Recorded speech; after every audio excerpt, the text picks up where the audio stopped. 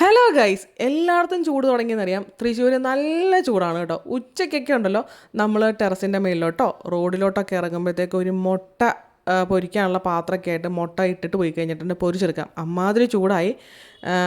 അപ്പോൾ ചൂട് കൂടിയ സ്ഥിതിക്ക് നമുക്ക് ഒരു കൂളർ എടുക്കാം എന്നുള്ളൊരു ഓപ്ഷനുണ്ട്, അല്ലെങ്കിൽ ഒരു AC എടുക്കാം എന്നുള്ളതായിരുന്നു പ്ലാൻ. ഇതിനു മുമ്പ് നമ്മുടെ വീട്ടിൽ ഉപയോഗിച്ചുകൊണ്ടിരുന്ന ഒരു കൂളറായിരുന്നു, സിംഫണിയുടെ ചെറിയൊരു കൂളറായിരുന്നു. അപ്പം അത് എൻ്റെ കെട്ടിയൻ്റെ പണി പഠിക്കൽ കാരണം ആദ്യം തന്നെ എൻ്റെ മോട്ടർ അടിച്ചു പോയി.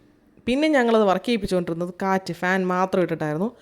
നമ്മുടെ ഭാഗ്യം കൊണ്ട് അത് കൃത്യം ചൂട് തുടങ്ങേണ്ട സമയപ്പോഴത്തേക്ക് ഫാനും അടിച്ചു പോയി. അപ്പോൾ പിന്നെ വേറെ ഓപ്ഷനില്ല. എന്നാൽ പിന്നെ AC അല്ലെങ്കിൽ കൂളർ എന്നുള്ളൊരു ചിന്തയായി. AC എന്ന് പറഞ്ഞപ്പോൾ തന്നെ തുടങ്ങിയപ്പോൾ തന്നെ പറഞ്ഞു അത് ക്ലോസ് ചെയ്തേക്ക്, കാരണം കറണ്ട് ബില്ല്, പിന്നെ അത് കഴിഞ്ഞിട്ടുള്ള ഈ പ്രകൃതിക്ക് ദോഷം, പിന്നെ പോരാഞ്ഞിട്ട് നമ്മളത് യൂസ് ചെയ്ത് പഠിച്ചു കഴിഞ്ഞാൽ പിന്നെ പുറത്തേക്ക് ഇറങ്ങാൻ പറ്റില്ല എന്നൊക്കെ പറഞ്ഞുകൊണ്ട് നീണ്ട നേരം കണ്ടപ്പോൾ ഞാൻ പറഞ്ഞു ശരി, AC നമുക്ക് ക്യാൻസൽ ചെയ്യാം, കൂളർ തന്നെ എടുക്കാം. അങ്ങനെ കുറേ കൂളർ നമ്മൾ കുറേ റിവ്യൂസ് കണ്ടു, ആമസോണിൽ നോക്കി, റിവ്യൂസൊക്കെ നോക്കി, യൂട്യൂബിൽ സെർച്ച് ചെയ്തു.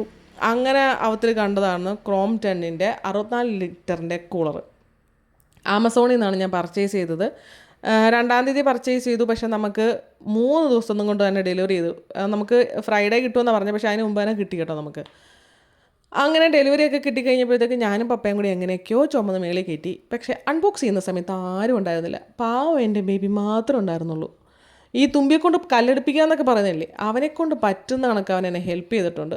അപ്പോൾ അൺബോക്സിംഗ് ഒക്കെ ചെയ്ത് കഴിഞ്ഞ് നമ്മൾ കൂളറിന് നോക്കുമ്പോഴത്തേക്ക് പ്രത്യക്ഷത്തിൽ വലിയ ഡാമേജൊന്നും ഇല്ല, എന്നാലും ഡാമേജുണ്ട്. എന്താണെന്ന് വെച്ച് കഴിഞ്ഞാൽ നമ്മുടെ ഈ കൂളറിൻ്റെ വീലിന് ഒരു സ്റ്റോപ്പർ കൊടുത്തിട്ടുണ്ടായിരുന്നു അവർ. ആ സ്റ്റോപ്പർ പൊട്ടിയിട്ട് നമുക്ക് കിട്ടിയേക്കുന്നത്.